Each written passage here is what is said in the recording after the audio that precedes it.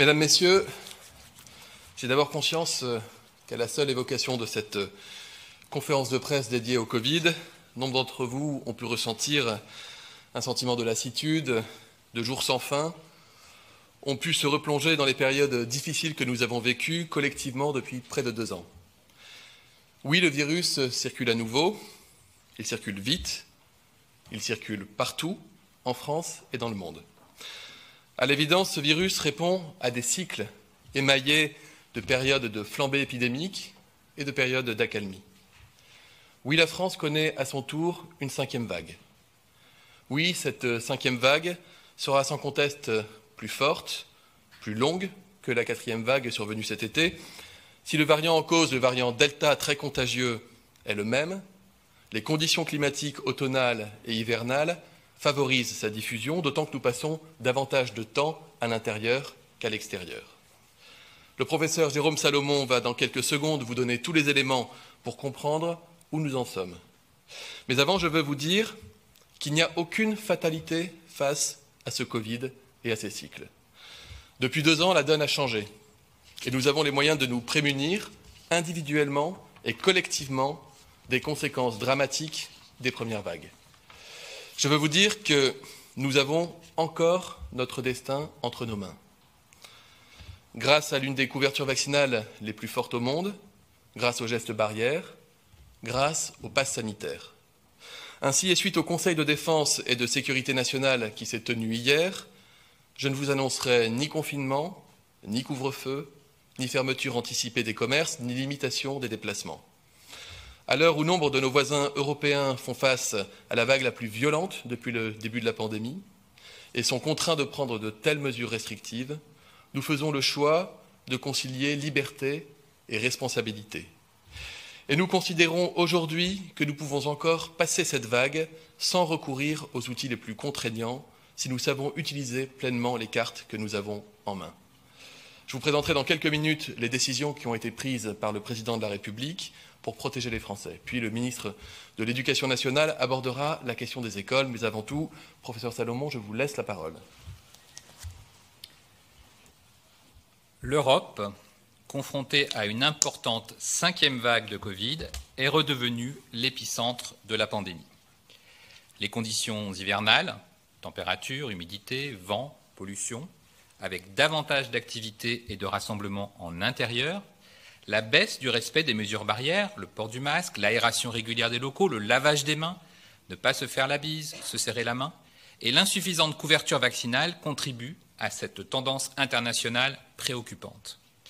Le vaccin est une arme très efficace pour réduire le risque de formes graves ou de décès, mais son efficacité, notamment contre la transmission de la maladie, diminue avec le temps, d'où l'importance du rappel. Les pays situés à l'est et au nord de l'Europe ont été les premiers touchés, faisant face depuis début octobre à une flambée des contaminations. L'Autriche a été contrainte de confiner sa population, la Belgique, les Pays-Bas, le Danemark, le Royaume-Uni ou encore l'Allemagne, dont le taux d'incidence vient de dépasser 400, sont sévèrement touchés et connaissent des situations de tension dans les hôpitaux. Les pays d'Europe méridionale, largement vaccinés, comme l'Espagne, le Portugal et l'Italie, jusqu'ici épargnés par cette nouvelle vague, connaissent également une remontée rapide des cas ces derniers jours. Toute l'Europe est à présent concernée par cette 5e vague.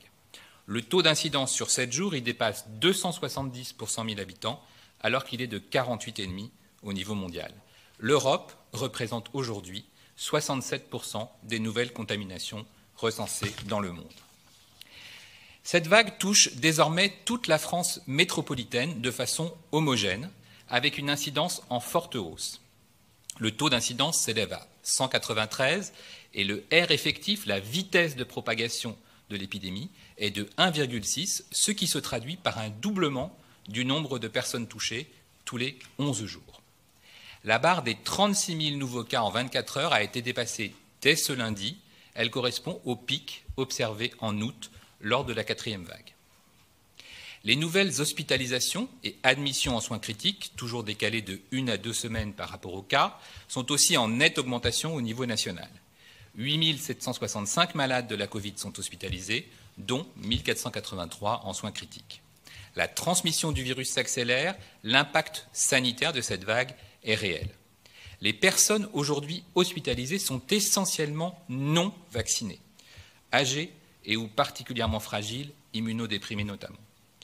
Selon les projections réalisées par l'Institut Pasteur, le pic de la 4e vague de patients atteints de Covid grave hospitalisés en soins critiques pourrait être atteint dès début décembre, donc la semaine prochaine, en France métropolitaine. L'impact sanitaire est réel, mais nettement réduit, grâce à la couverture vaccinale importante et à l'efficacité du vaccin et du rappel sur le risque de décès, de formes graves et d'hospitalisation. Il y a en effet près de 8 fois plus d'entrées en soins critiques parmi les personnes âgées de 20 ans ou plus non vaccinées que parmi celles complètement vaccinées. Le vaccin protège donc fortement contre les formes graves, avec un risque divisé par 8, risque encore diminué après rappel. Depuis de nombreux mois, nous avons fait collectivement et individuellement de gros efforts qui, nous l'avons vu ces dernières semaines, ont permis à notre pays de retarder l'arrivée de cette 5e vague par rapport à nos voisins. L'instauration et le contrôle du pass sanitaire, notre taux de vaccination parmi les plus élevés en Europe, 88% des 12 ans et plus sont vaccinés, 9 adultes sur 10 font partie de ces efforts à souligner. Nous devons garder ce bénéfice de la mobilisation en faveur de la vaccination. Reprenons aussi les réflexes de prévention, les gestes barrières cruciaux, tels que le port du masque, en particulier à l'intérieur, l'aération régulière des locaux, le lavage fréquent des mains, ne pas se faire la bise ou se serrer la main. Adoptons à nouveau nos bons comportements de la stratégie tester, alerter, protéger. Au moindre doute, au moindre symptôme ou si je suis cas contact, je me fais tester, même si je suis vacciné. Si je suis positif, même vacciné, je m'isole immédiatement et je préviens mes contacts. C'est l'addition de toutes ces mesures, vaccination, passe sanitaire, mesures barrières, tests et isolement, qui nous permettra de freiner la diffusion du virus et de nous protéger collectivement. Le virus va continuer à circuler activement au cours des prochaines semaines, car nous le savons, les conditions météorologiques et nos activités principalement en intérieur font de l'hiver la saison idéale pour la propagation de tous les virus, notamment à transmission respiratoire. Pour passer les fêtes de fin d'année avec nos proches dans les meilleures conditions, mobilisons-nous individuellement et collectivement. Mobilisons-nous pour protéger au mieux ceux qui nous sont chers. Mobilisons-nous pour protéger nos professionnels de santé sur le front de la pandémie depuis près de 2 ans et toujours là pour nous soigner, gérer l'importante activité de l'hiver et les épidémies de Covid, bronchiolite, grippe et gastroentérite. Merci beaucoup à Jérôme Salomon. Alors certains s'interrogent, comment une vague est-elle possible alors que 90% d'entre nous, âgés de 12 ans et plus, sommes vaccinés? Est-ce que ça signifierait que le vaccin serait finalement moins efficace que prévu? Non. Et en fait, il faut bien que vous compreniez que si nous n'avions pas cette couverture vaccinale importante, nous serions déjà foudroyés, submergés par la vague épidémique, parce que le variant Delta est extrêmement contagieux, beaucoup plus que le Covid-19 du début, et qu'à l'évidence, nous serions à cette heure-ci déjà probablement même tous confinés. Plus que des mots, des faits et des preuves. La part de Français en réanimation, selon qu'ils soient vaccinés ou non vaccinés, Jérôme Salomon l'a dit, parle d'elle-même. C'est un fait, dans les patients admis à l'hôpital pour Covid, la part des patients vaccinés est 10 fois moins fréquente que celle des non-vaccinés. Une réduction par 10. Imaginez donc le nombre de malades en réanimation avec la vague épidémique, même la 4e de cet été, si nous n'avions pas une couverture vaccinale optimale. Par ailleurs, nous savons, avec l'exemple allemand, qu'il existe une corrélation très nette entre la couverture vaccinale dans un territoire et l'intensité de circulation du virus dans ce territoire. Plus les régions allemandes sont vaccinées, moins il y a de cas et moins il y a de cas graves, et moins elles le sont vaccinées, parce qu'il y a des grandes différences en Allemagne d'une région à une autre, plus il y a de cas graves. Et de la même manière, d'ailleurs, en France, on est capable d'objectiver à l'échelle de bassins de vie, dans des territoires, que là où la vaccination est plus faible, parce qu'il y a une tradition vaccinale moins forte, par exemple, eh bien c'est là qu'on enregistre les taux d'incidence et le nombre de cas graves le plus important. Donc ça veut dire que le vaccin nous protège, il ne faut plus en douter si vous aviez encore des doutes là-dessus. Il nous protège individuellement, en réduisant très fortement le risque de développer une forme grave et d'être hospitalisé. Il nous protège collectivement parce qu'il réduit la circulation du virus, il ne l'anéantit pas, la circulation, mais il la réduit très fortement. Et donc ça réduit aussi le risque de contaminer autour de nous des personnes qui seraient fragiles et qui pourraient développer des formes graves. Ça veut dire que même si je suis jeune, je me vaccine pour me protéger moi-même, mais aussi pour protéger toutes les personnes que je peux rencontrer au quotidien et qui, elles, ne sont peut-être pas suffisamment protégées. protéger.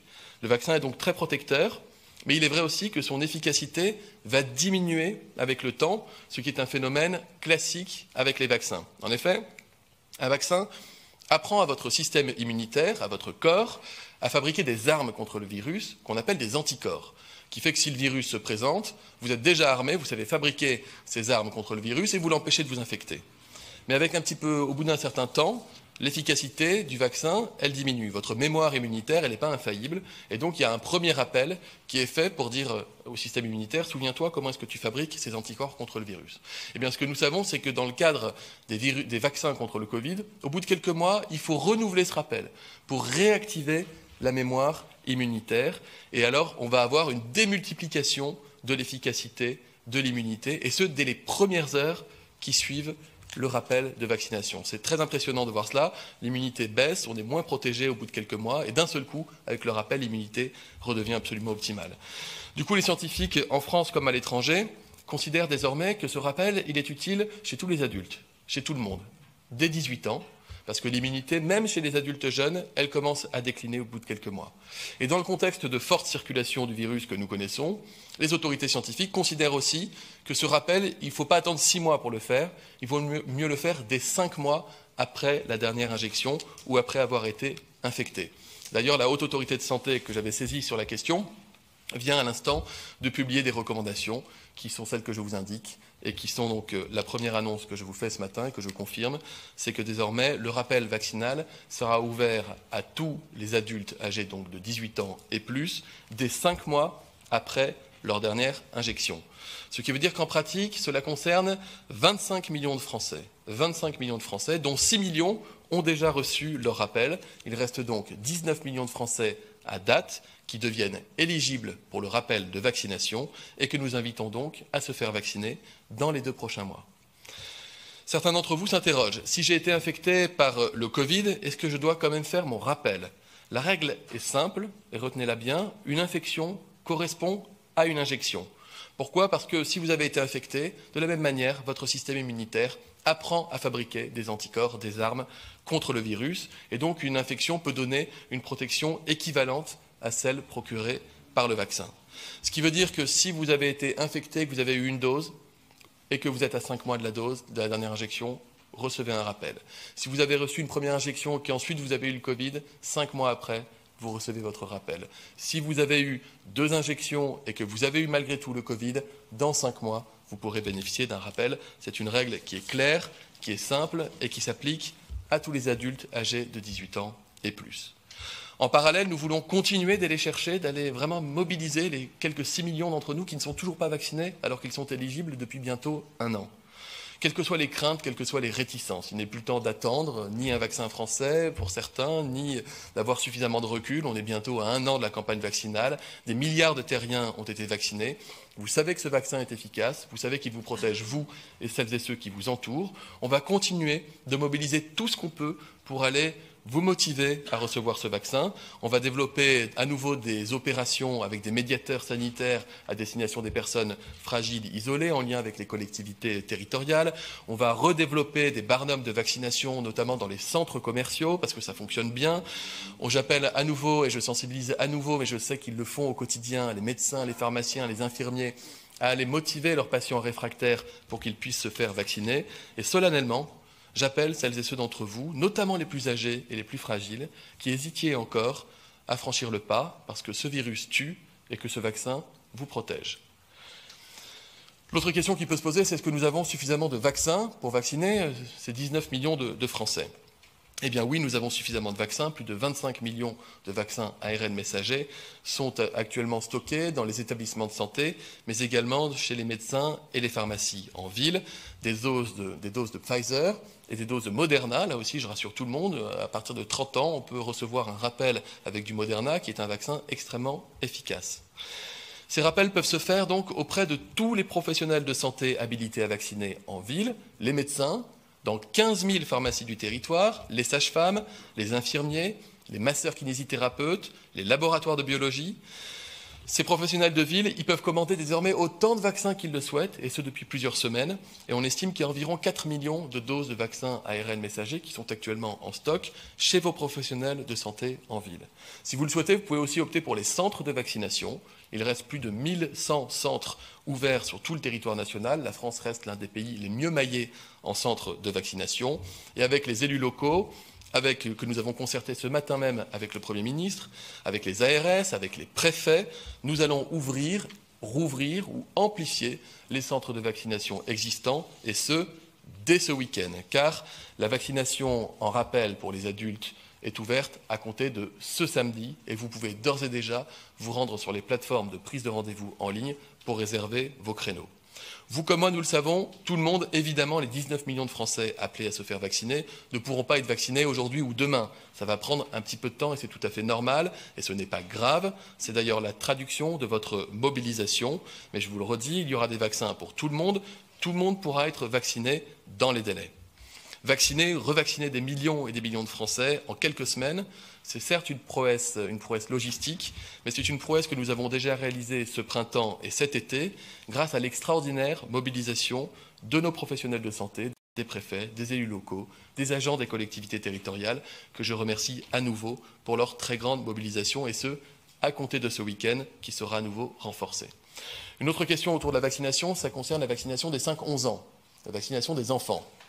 L'Agence européenne du médicament communiquera aux alentours de 15 ou 16 heures en disant qu'elle considère, manifestement, j'attends l'avis définitif, que la vaccination peut être ouverte dans des conditions de sécurité pour les enfants âgés de 5 à 11 ans.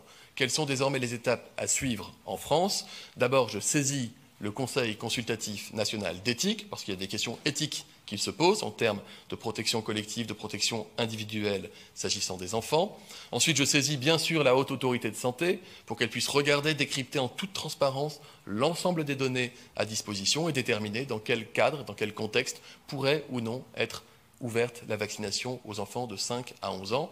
Dans tous les cas, cette vaccination, si elle était décidée en France, ne commencerait pas avant le début de l'année 2022, puisqu'il faut pour cela recevoir les vaccins avec des dilutions de vaccins adaptées aux enfants. Les règles concernant le pass sanitaire vont quant à elles, et en cohérence, évoluer.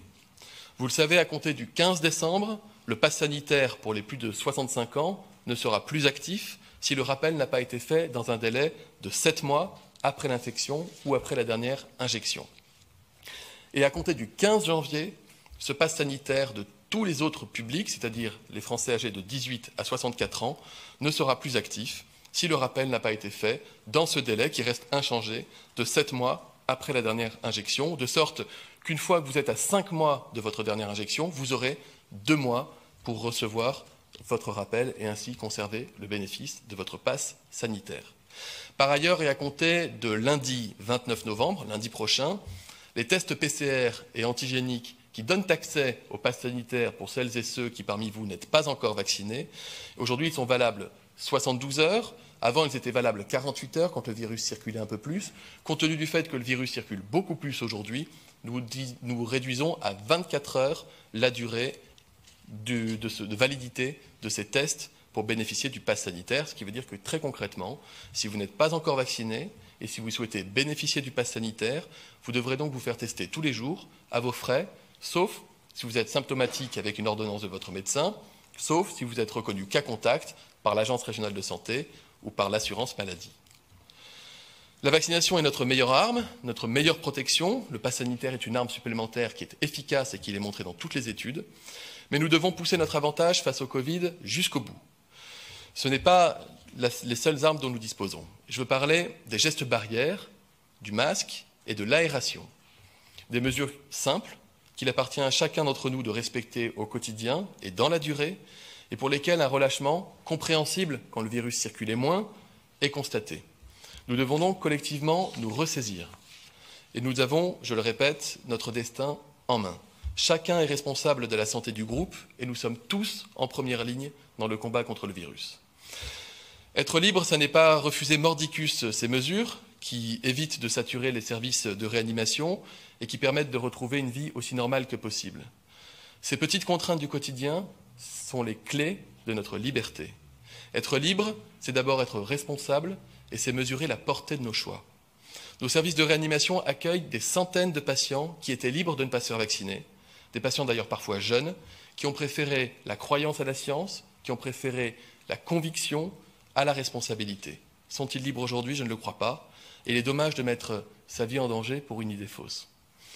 De manière générale, et c'est pour cela que je vous parle de responsabilité, je sais aussi que les gestes barrières peuvent vous paraître parfois dérisoires par rapport à un virus auquel nous faisons face depuis près de 2 ans.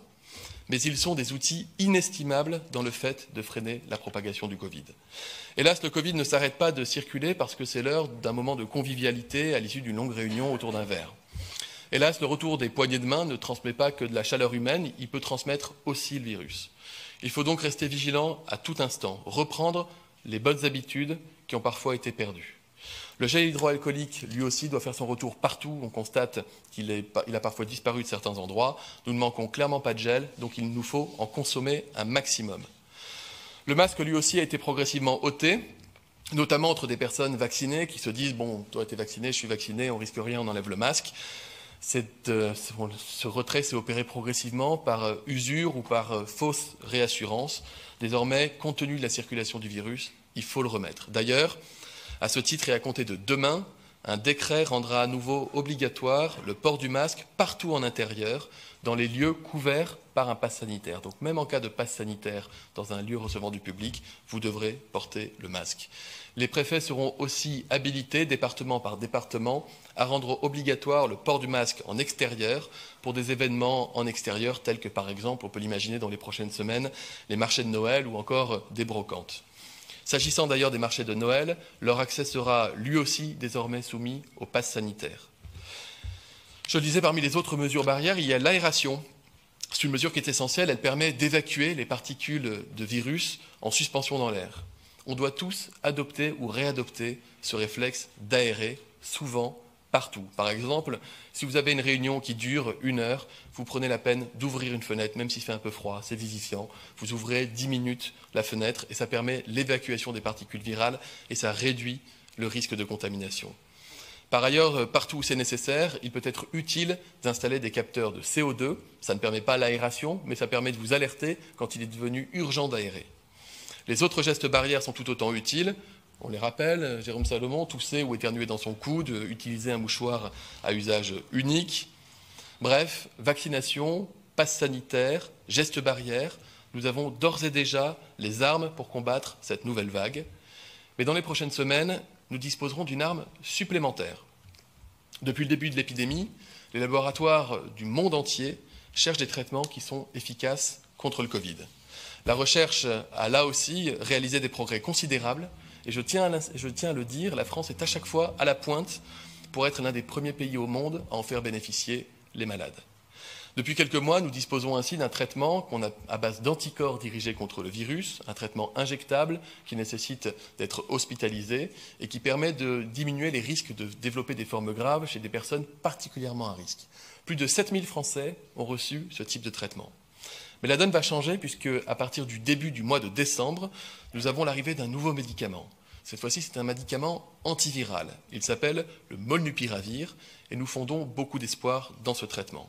C'est un médicament qui est en comprimé, qui pourra être prescrit par la médecine de ville, par vos médecins généralistes, qui sera disponible dans les pharmacies d'officine en ville. C'est un médicament qui sera réservé aux personnes qui sont à risque de faire des formes graves, ou par leur âge, plus de 65 ans, ou parce qu'ils ont des maladies chroniques. Vos médecins recevront toutes les indications et les règles de prescription de ce médicament. Et pour les gens qui sont concernés, donc qui sont à risque de formes graves, et qui présentent des symptômes, une forme symptomatique de Covid, ce médicament, s'il est administré dans les 5 premiers jours, les études cliniques montrent qu'il peut réduire par 2 le risque d'être hospitalisé. Et je tiens à le dire là aussi, la France sera le premier pays européen à en faire bénéficier ses citoyens. D'autres traitements vont arriver dans les prochains mois, à base ou d'anticorps ou d'antiviraux, qui viendront renforcer notre arsenal contre le Covid. Mesdames, Messieurs, nous sommes prêts, nous ne sommes pas désarmés, nous ne sommes pas démunis. Nous avons des outils pour la combattre, cette 5e vague, les gestes barrières, l'aération à tous les étages, les vaccins, les tests, et désormais, c'est un immense espoir, les traitements. Si nous parvenons à mobiliser tous ces outils, si nous agissons en liberté et en responsabilité, nous pouvons réussir à franchir cette vague sans davantage de mesures de contrainte pour la population. C'est notre vœu le plus cher. Je sais qu'il est partagé par celles et ceux qui nous écoutent et nous regardent aujourd'hui. Donc, soyons mobilisés, soyons solidaires, soyons courageux une fois de plus. Nous l'avons été par le passé, nous le serons encore dans les prochains jours et les prochaines semaines. Je vous remercie et je passe la parole à mon collègue Jean-Michel Blanquer qui va vous parler de la question particulière des écoles. Merci Olivier.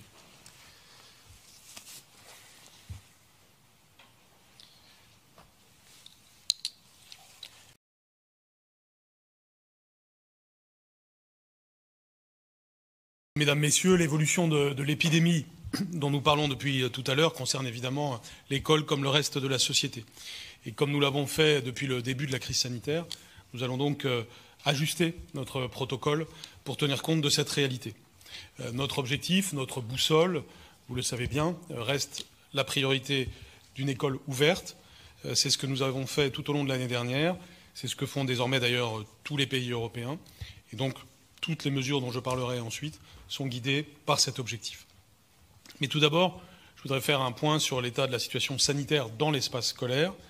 Nous avons aujourd'hui en France, pour les plus de 12 ans, les 12-17 ans, un taux de vaccination élevé.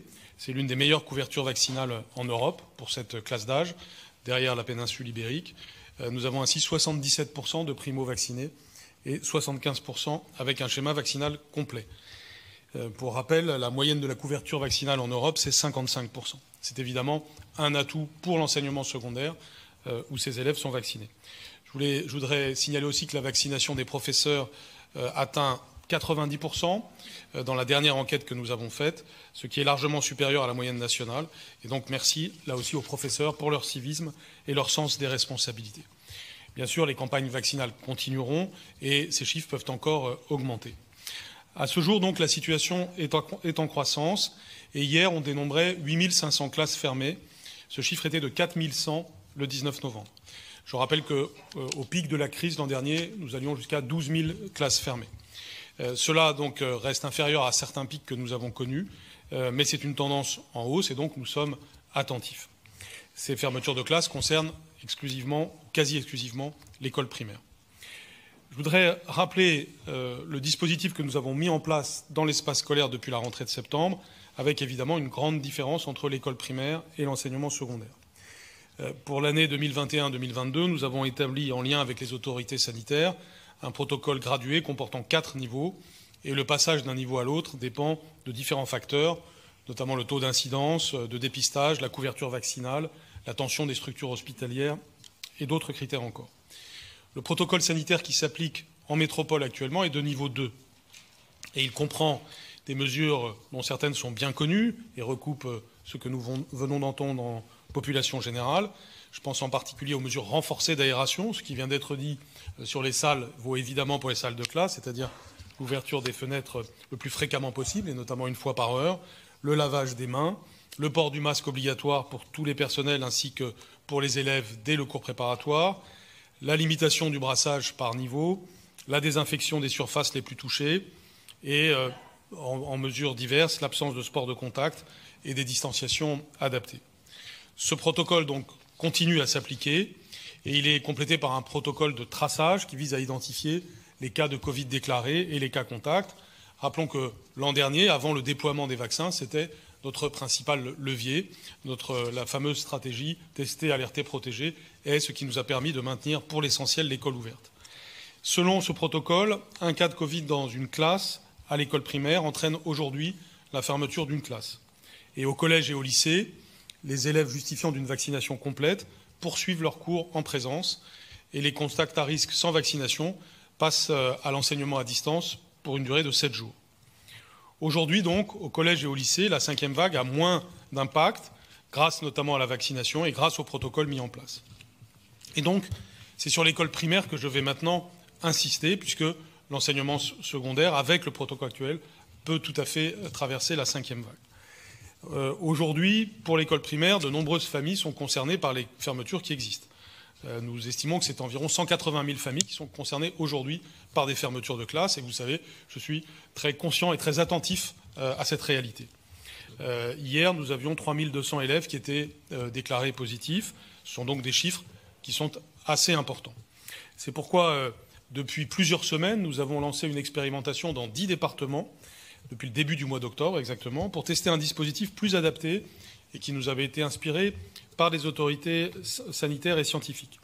Lorsqu'un élève est testé positif, tous les élèves de la classe sont testés à leur tour. Et donc seuls les camarades restés positifs restent à la maison. Ce dispositif montre sa pertinence. Nous en aurons les résultats complets avec Santé publique France le 3 décembre. Mais déjà, nous pouvons en tirer quelques leçons dès lors que nous sommes capables de l'adapter aux réalités concrètes que nous constatons. Car on retire 2 enseignements. D'abord, il apparaît important et pertinent de le mettre en place pour les élèves de l'école primaire, parce que ça permet de limiter l'impact en termes de fermeture de classe, et ça permet de maintenir le même niveau de protection des élèves.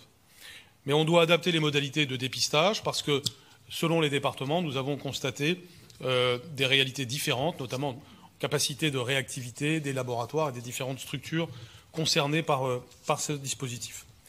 Et donc, le dispositif nouveau que nous allons mettre en place à partir de la semaine prochaine, nous en avons parlé ce matin même encore avec les collectivités locales, les représentants des collectivités locales, au travers de leurs associations d'élus, que je remercie. De même, nous en avons parlé ce matin avec les organisations représentatives de l'éducation nationale et les organisations de parents d'élèves. Ce dispositif est donc conçu pour assurer à la fois la protection de nos élèves et de nos concitoyens, et en même temps une ouverture aussi grande que possible de nos écoles primaires. Il n'y aura donc plus de fermeture systématique de classe dès le premier cas de Covid en primaire, mais un dépistage systématique de toute la classe. Autrement dit, seuls les élèves présentant un test négatif pourront revenir en classe.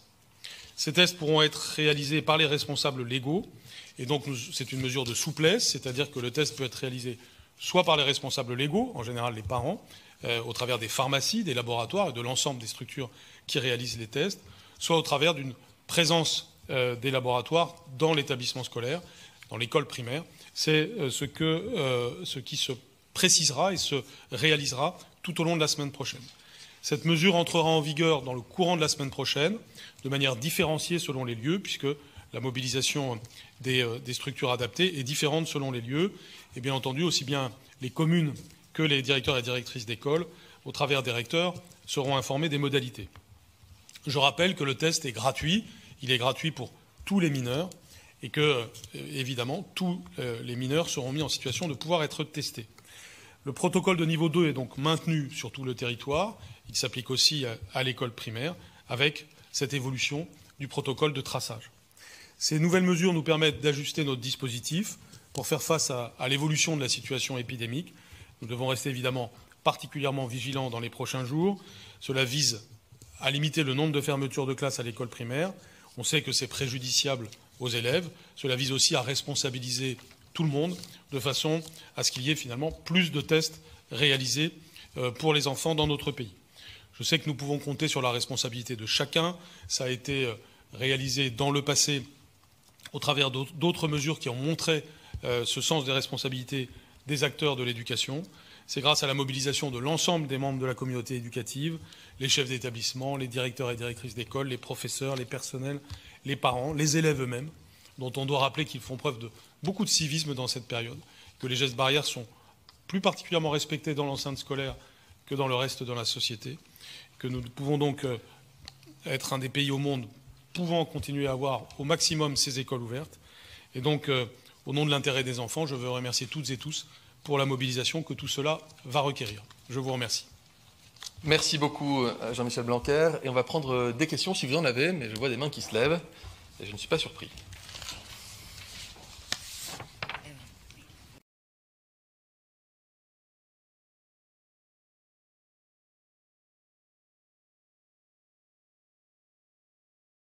Merci à toutes et à tous et très bonne journée.